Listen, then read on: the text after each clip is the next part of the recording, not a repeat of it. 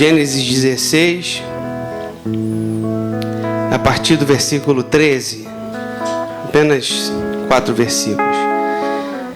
Este foi o nome que ela, Agar, deu ao Senhor que lhe havia falado: Tu és o Deus que me vê. Pois dissera: Teria eu visto aquele que me vê? Por isso o poço que fica entre Cádiz e Bered foi chamado Beer-Lahai-Roi. Agar teve um filho de Abrão, e este lhe deu o nome de Ismael. Abrão estava com 86 anos de idade quando Agar lhe deu Ismael.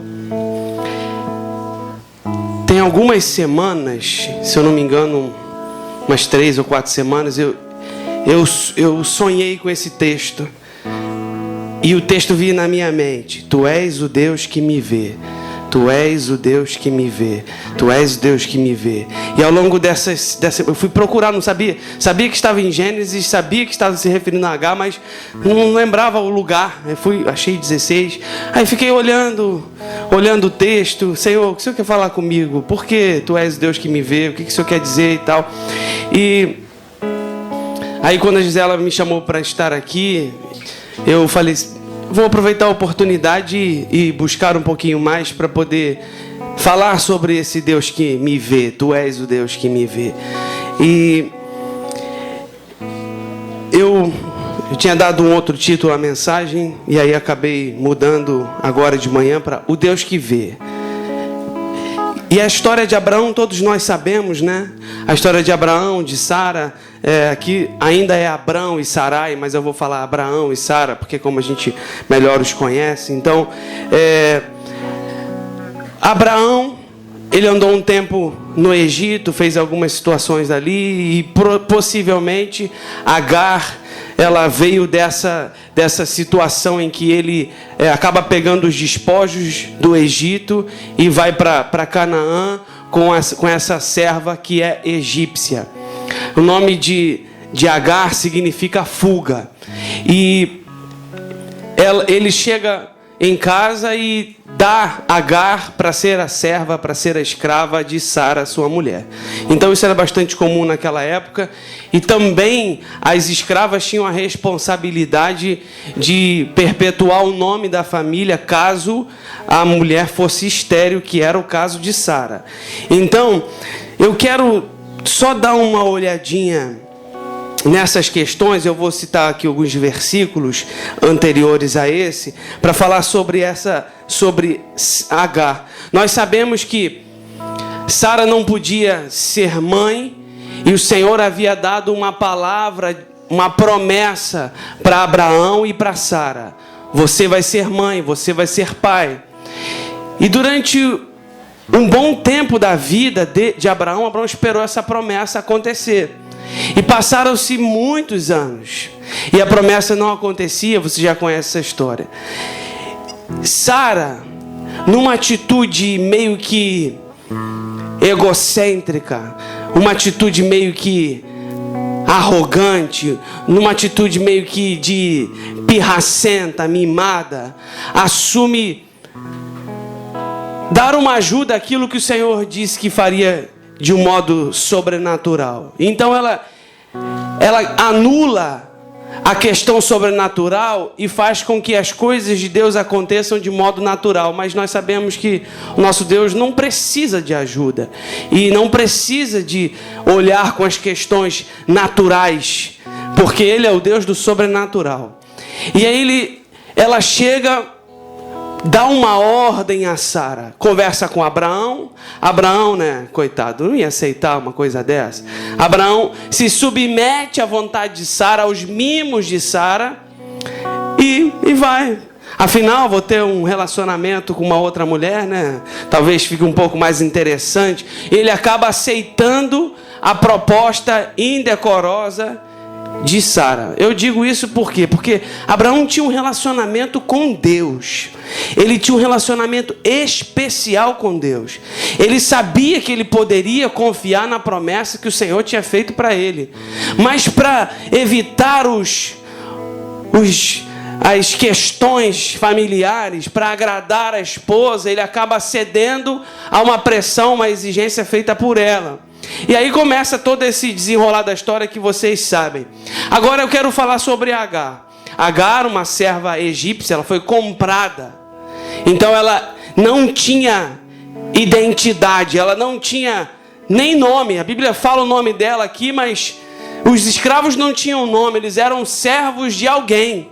Nesse caso, a Bíblia vai falar lá na frente, serva de Sara.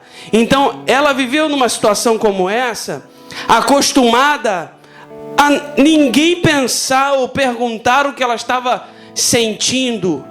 E ela se acomoda com isso porque, afinal de contas, essa é a vida dela. De repente, a sua senhora faz uma proposta indecente ao marido. Ela tem que aceitar, não tem opção de dizer vou ou não vou. Ela se entrega a Abraão. Ela se doa a ele, tem um relacionamento físico com ele. E a partir daí fica grávida.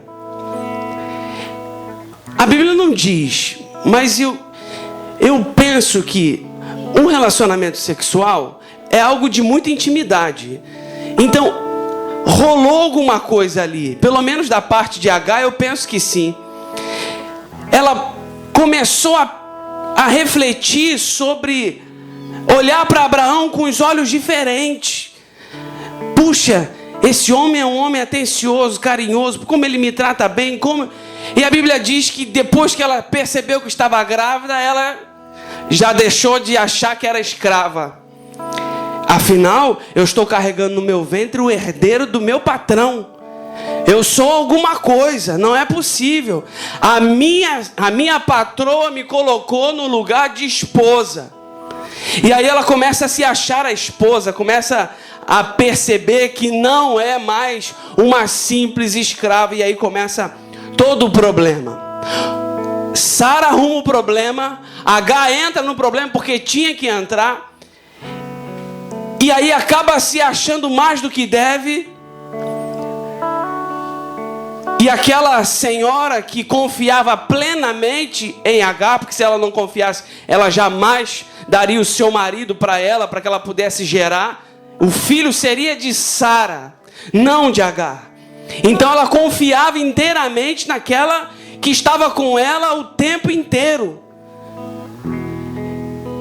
E aí, de repente, Sara começa a perseguir Agar e começa a afrontar Agar. E o negócio fica tão insuportável que Agar faz jus ao seu nome e foge. E aqui é interessante. No versículo 7 diz assim: o anjo do Senhor encontrou Agar perto de uma fonte no deserto, no caminho de Sur, e perguntou-lhe: Agar, serva de Sarai, de onde você vem? Para onde você vai? Quando ela decide fugir, ela monta uma estratégia na mente dela. O caminho de Sur era o caminho que ia até Hebron, depois a Berseba, e o caminho de Berseba que levava ao Egito. Egito é a sua casa. Ela estava em busca da sua cultura, da sua vida, dos seus deuses, da sua família. Ela estava com um filho no ventre. Ela não queria mais ser qualquer mulher. Ela não queria mais ser considerada como ninguém no meio de uma cultura estranha, de um povo estranho, que adorava um Deus estranho, que para ela Deus era estranho, porque os egípcios, eles têm uma outra concepção de Deus, e não existe um Deus único, são vários deuses. Então perceber que existe um Deus único, porque ela já sabia, porque conhecia a cultura judaica naquele momento, e a gente vê ela partindo de volta para sua casa, de volta para o Egito. Ela quer proteção, ela quer acolhimento, ela quer se sentir em casa, ela não quer se sentir pisada numa terra distante por pessoas que não a valorizam. E aí o anjo faz duas perguntas para ela: Agar, serva de Sarai, de onde você vem? Para onde você vai? É claro que o anjo sabia as respostas. É a retórica, né? Eu estou perguntando, mas eu já sei a resposta, mas eu preciso situar essa mulher. Então ele começa: Agar, ele é um Deus que me conhece. Ele é um Deus diferente. Ele sabe o meu nome.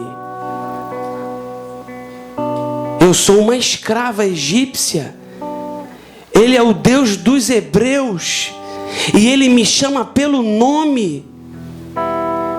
Serva de Sarai. Agar, você é serva de Sarai. Esse é o seu ofício. Foi para isso que eu te tirei do Egito. Eu conheço o que você faz. Eu sei os seus passos. Eu conheço a sua profissão. Eu conheço o seu chamado. Eu conheço tudo sobre você. O anjo do Senhor, e você vai reparar na sua Bíblia que está com letra maiúscula, que a gente chama de teofania, uma aparição de Jesus, uma referência de Jesus já no Antigo Testamento. Então, a aparição de o próprio Deus, o Deus dos judeus, chega para ela e diz: o Senhor sabia quem ela era, o Senhor sabia o que ela estava fazendo.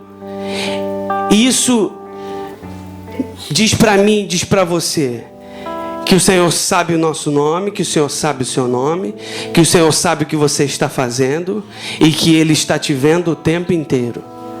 Mas não é aquele olhar punitivo, é aquele olhar de compassivo, de um Deus compassivo, de um Deus misericordioso, de um Deus que cuida. Deus encontra no meio do deserto, ao lado de um poço. Ela achava que estava sozinha, apenas com seu filho no ventre, mas o Senhor estava com ela. O Deus de Israel, o Deus de Abraão, ainda não tinha Israel, mas o Deus de Abraão, o Deus da minha serva Sarai, sabe quem eu sou.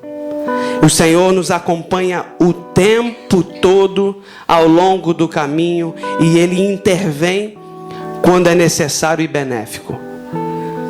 Você pode achar que o Senhor não está te vendo, você pode achar que o Senhor está indiferente ao seu sofrimento, você pode achar que o Senhor está permitindo alguma coisa que não seja boa na sua vida, mas o Senhor te vê e te acompanha o tempo inteiro. Ele intervém no momento certo. Ele intervém quando Ele acha que precisa intervir e quando vai ser benéfico para você. Havia um propósito divino na vida de Agar. Talvez ela pudesse olhar para Sara. Ela tem um propósito. Ela tem uma promessa. Ela tem um chamado. O Senhor prometeu alguma coisa para ela. E eu, quem eu sou? E eu... eu sou uma escrava. Eu nasci numa cultura diferente. Eu nasci num lugar desprezado. E às vezes nós também nos achamos assim: o Senhor só olha para o meu irmão. O Senhor só tem uma promessa para o pastor. O Senhor só tem uma promessa para a minha líder. O Senhor só tem uma promessa para aquele irmão, para aquela irmã. O Senhor não tem uma promessa para mim. O Senhor não falou para mim. O Senhor não cuida de mim como cuida do outro. E ela que se surpreendeu porque ela percebeu que havia um propósito na vida dela. Ela que não fazia parte da linhagem, acabou entrando porque o Senhor tinha um propósito na vida de uma escrava, de alguém que era desprezada. Talvez a sua família seja uma família que você considera um nada. Talvez você e as pessoas olhem para ela e digam que não dá em nada. Talvez tenha um passado terrível. Talvez o seu futuro já esteja marcado por uma história de passado ruim. E você esteja caminhando, seguindo os mesmos passos para chegar a um futuro como foi o seu passado. Mas o Deus que sabe quem é você, o Deus que sabe o seu nome, Ele muda tudo. Ele fala: eu tenho um propósito na sua vida. Eu tenho um propósito em você. Eu tenho um propósito para você. E aí ele diz: volte, sujeite-se. E essa palavra, o anjo aparece, chama pelo nome, situa aquela mulher. De onde você vem? Para onde você vai? Eu sei quem é você. Você é a serva de Sarai. O que você está fazendo que não está na casa de Sarai?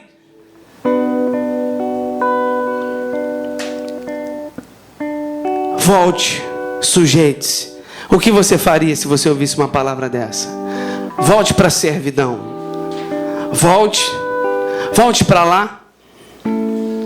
Às vezes nós precisamos nos submeter a situações desagradáveis, porque aquilo que nós pensamos que só pode nos prejudicar e nos destruir, algumas vezes é o próprio elemento que nos abençoará. E a gente olha e fala: mas que Deus é esse que manda ela voltar para a escravidão, para se submeter?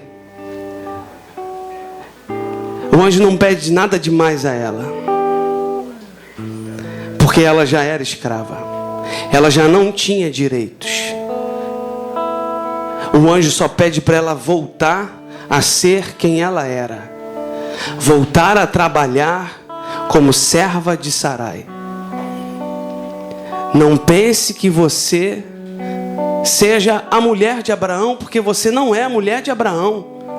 Ela pode ser mimada, pode ser chata, ela pode ser implicante, ela pode ser cri-cri, reclamona, ela pode ser mandona, ela pode ser tudo isso, mas ela é a mulher de Abraão.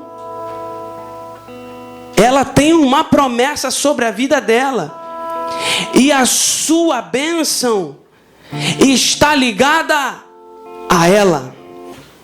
Volte, sujeite-se, obedeça.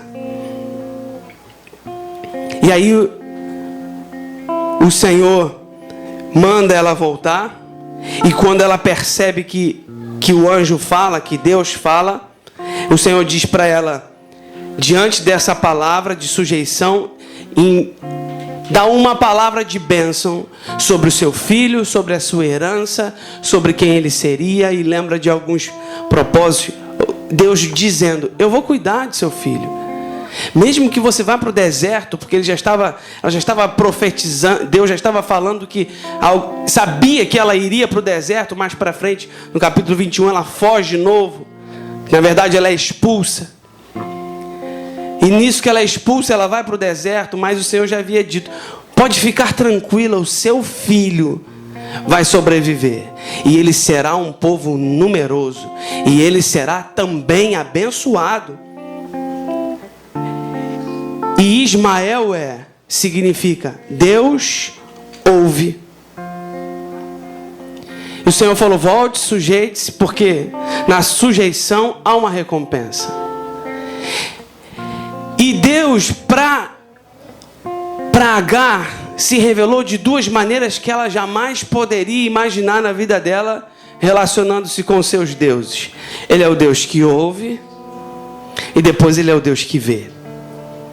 O Senhor despertando os sentidos, porque quando os nossos sentidos são despertados, a gente tem uma experiência diferente e não esquece. Ela estava vendo, ela sabia que ele ouvia e sabia que ele a via. Então, ela disse no versículo 13: tu és o Deus que me vê. Teria eu visto aquele que me vê? Tu és o Deus que me vê em todos os momentos. Tu és o Deus que me acompanha em todas as circunstâncias. E eu não estou te vendo. Eu não sabia até agora que o Senhor estava olhando para mim, que o Senhor tinha um propósito na minha vida, que eu estava incluída num plano que é do Senhor, um Deus que é diferente do meu. E aí, a partir dali, ela tem um novo conceito sobre Deus.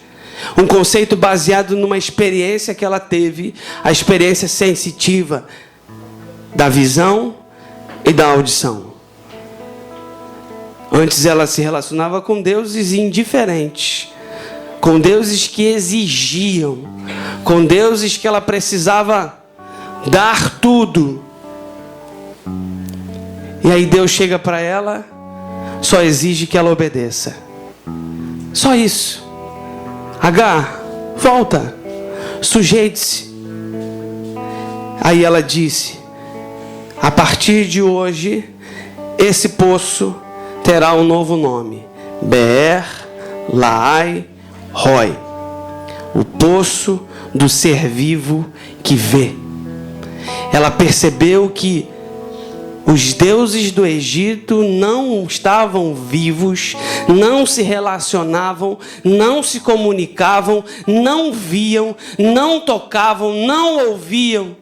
Mas esse Deus que se encontrou com ela no meio do deserto, do lado de um poço, esse Deus era um Deus relacional, um Deus que vê, um Deus que ouve, um Deus que vê no meio do deserto, um Deus que enxerga a nossa condição de sofrimento, de dor, de tristeza, de humilhação, de fracasso, de derrota.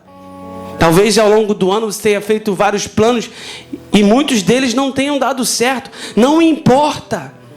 O que importa é que Deus vê, que Deus ouve, que Deus te acompanha ao longo do caminho.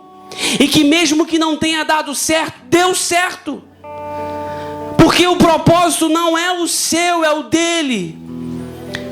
Mesmo que tenha acontecido um acaso, Senhor, eu fui envolvido nessa trama. Senhor, eu não tinha escolha. Mesmo eu não tendo escolha, mesmo Agar naquela condição de ser escrava, de submeter, ser envolvida numa trama que não era dela, ela percebe que havia um plano para a vida dela e que o Senhor tinha algo a fazer na sua vida. O sofrimento que a gente detesta e que evita ao máximo é o que nos transforma, é o que nos molda, é o que nos aperfeiçoa, é o fogo da purificação que faz com que eu entenda os propósitos de Deus para a minha vida. E as nossas crises, a crise é um lugar desconfortável. A crise é um lugar onde ela estava no meio do deserto. Eu quero chegar no Egito para ser acolhida, mas enquanto não cheguei, eu estou perdida. Não sei se eu chego lá. Eu só tenho água para agora. Vou encher meu pote nesse poço. E onde mais tem água? Estou perdido, Senhor. Estou no meio do nada, Senhor. Eu só tenho um pouquinho de água que refresca a minha sede, mas eu vou continuar e vou morrer. Se eu continuar no meio de um lugar, no caminho que eu desejar, voltando para o Egito, eu vou morrer. Agar volta. Lá tem água e abundância. Lá, é lá, com Sara e com Abraão, que eu vou cuidar de você, que você vai gerar, que Ismael vai nascer. Se você for para lá, você morre, você aborta o seu filho, o seu projeto. Você não chega até o Egito, você morre antes. Volta. Lá é o lugar da bênção. Apesar da sujeição, eu estou com eles, porque eu tenho uma promessa para eles. Eu sou o Deus deles. Eu estou te vendo. Volta. Na crise, a minha perspectiva de Deus é mudada. Porque quando eu acho que Ele não está, Ele se revela. Porque quando eu acho que Ele desistiu, Ele surge. Quando eu acho que Ele perdeu a voz, Ele fala. Quando eu acho que Ele ficou surdo, Ele ouve. Ele é um Deus que me vê no meio do deserto. Ele é um Deus que me vê quando eu não tenho mais saída. Ele é um Deus que me vê quando as coisas todas são contrárias. Agar voltou. Eu fico imaginando a surpresa de Sara. Sara se achando já poderosa de novo, né? Agora acabou. Agora chega, nunca mais fazer uma loucura como essa. E Abraão, talvez preocupado, talvez aliviado quando Agar volta. Mas o Senhor ainda tinha alguma coisa a fazer ali. E a gente não entende porque demorou tanto para a promessa de Abraão se cumprir. E lendo esse texto, eu posso estar equivocado, mas eu digo que Abraão e Sara não estavam prontos. Depois disso, Ismael nasceu, Abraão tinha 86 anos de idade. No capítulo seguinte, capítulo 17, Abraão com 99 anos de idade. 13 anos depois, o Senhor reaparece a Abraão e fala: está chegando a hora. Anda na minha presença e ser perfeito. Na NVI, eu sou Deus Todo-Poderoso. Ande segundo a minha vontade e seja íntegro. Deixa de ser uma pessoa levada por qualquer coisa, porque está chegando a hora. Você não vai poder errar com Isaac como você errou com Ismael. Você não pode fazer um monte de coisas que você fazia, porque a promessa está chegando. A gente reclama, a gente briga, a gente se chateia, a gente fica bravo porque as coisas não acontecem do jeito que a gente planeja, mas acontecem do jeito que Deus planeja. Você pode se sentir injustiçado, você pode se sentir injustiçada, você pode se sentir uma sofredora, um sofredor, você pode achar que não merece, você pode achar que está sendo sujeitado a situações que não deveria passar, mas aquele que te vê sabe que isso é para o seu bem. É Ele quem permite, é Ele quem vai conduzindo, porque Ele é o Deus que te vê,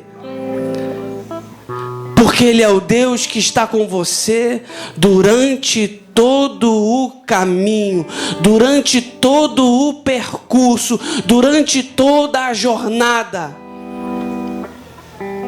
É Ele quem faz, é Ele quem cuida, é Ele quem direciona.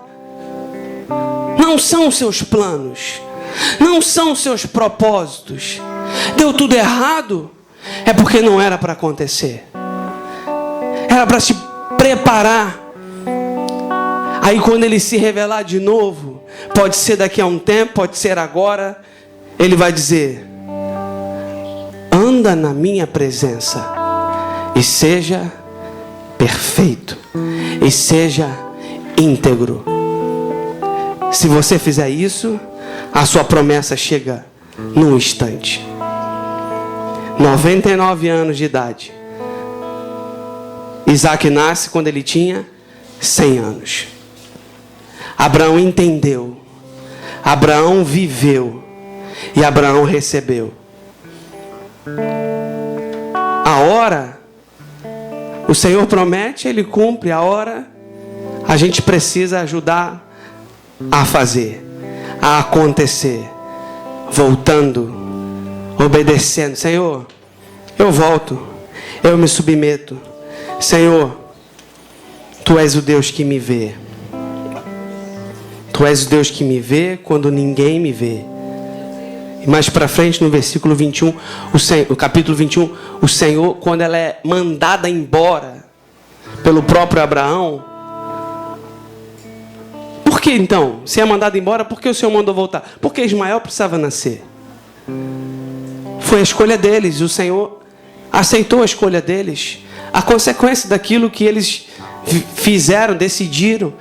Então, sustentou até ele nascer, agora você vai cumprir a promessa que eu fiz. E quando ela vai embora de novo e acha que Ismael vai morrer, de novo o Senhor se revela para ela.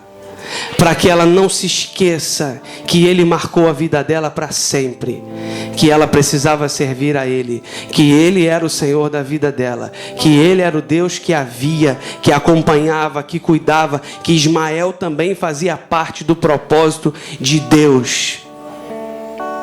Amém? Não importa quem você seja, não importa o caminho que você esteja levando, não importa o lugar onde você mora, não importa a família que você tem, não importa o trabalho que você faz, o que importa é que Deus te vê, o que importa é que Deus te ouve, o que importa é que Deus se relaciona com você e que os propósitos dele serão cumpridos na sua vida. Você vai fazer uma listinha para o ano que vem de coisas que você tem para fazer, que você quer cumprir. Vai chegar no fim do ano e muitas delas você também não vai conseguir. Então que a sua lista seja submetida à lista do Senhor. Senhor, o que o Senhor quer de mim? Aquele que me vê, aquele que sabe o meu caminho, aquele que sabe o meu futuro, aquele que sabe quem eu sou, sabe meu nome, sabe o que eu faço, sabe aquilo que está dentro do meu coração, sabe para onde eu estou indo. Senhor, me dirija no ano de 2016, para que eu esteja debaixo da tua vontade, para que eu me submeta à sua palavra, à sua voz, em nome de Jesus. O Senhor me lembrou dessa canção que todos nós conhecemos. E aí ontem, enquanto eu fui pregar em São Gonçalo, então um caminho longo, né? Então eu comecei a pensar no texto e no que eu estaria ministrando hoje de manhã. Eu falei, Senhor, qual é aquela canção que eu já não consigo me lembrar? E aí eu busquei na internet rapidinho, achei. Quando eu achei, tocou na rádio, não precisava nem achar. Eu falei, Senhor, é o Senhor que me vê mesmo. Então, Ele já estava preparando e essa palavra para que... É para mim, que eu compartilho hoje com vocês. Não é para você, é para mim. Se quiser ser para você, tudo bem, você pode se apossar dela. Mas ela é minha. O Senhor falou comigo, Ele me deu em sonho. E como as nossas experiências e as nossas vivências são muito parecidas, nós passamos pelos mesmos problemas, os mesmos desafios, ela também pode servir para você, que passa por também momentos de crise, momentos de deserto, momentos de escassez, momentos de... Senhor, só tem esse pouquinho de água aqui no meio do deserto. Senhor, amanhã vai faltar. Senhor, não dá, Senhor. E agora?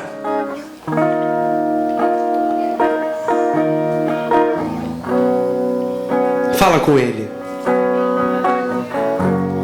Minha trajetória é marcada por conquistas. Minha arma foi a fé. Amém. Minha esperança é regada por lembranças que o tempo não levou,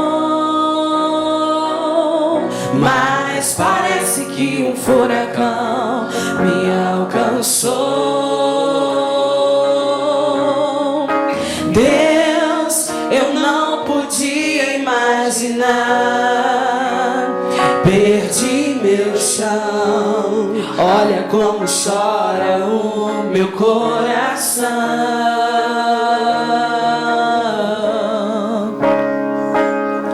Dessa vez não consigo te tocar, não tenho forças pra clamar. Confesso, já tentei. Dessa vez eu entrei no quarto e tranquei a porta. Só tu podes me encontrar, pois tu és o Deus que me vê no oculto. Tu és o Deus que me vê no secreto. Tu és o Deus que me vê quando o homem não me vê. eu não estou só, pois tu és o Deus que me vê no oculto. Tu és o Deus que me vê no secreto. Tu és o Deus que me vê quando o homem não me vê. Eu não estou só, eu não estou só. Tu és o Deus que me vê no oculto. Tu és o Deus que me vê no secreto. Tu és o Deus que me vê quando o homem não me vê. Eu não estou só. Eu não estou só. Quando Abraão e Sara não viram, não perceberam o sentimento no coração de Agar, o Senhor a viu. O Senhor a viu, o Senhor a ouviu. O Senhor é o Deus que vê quando ninguém vê. O Senhor é o Deus que ouve quando ninguém ouve. O Senhor é o Deus presente, o Deus conosco, o nosso Emanuel. E por isso nós agradecemos ao Senhor, agradecemos a Ele por sua presença, agradecemos a Ele que Ele nos inclui em seus planos, agradecemos a Ele porque Ele não desiste de nós, não desiste de nos conduzir ao longo desse caminho.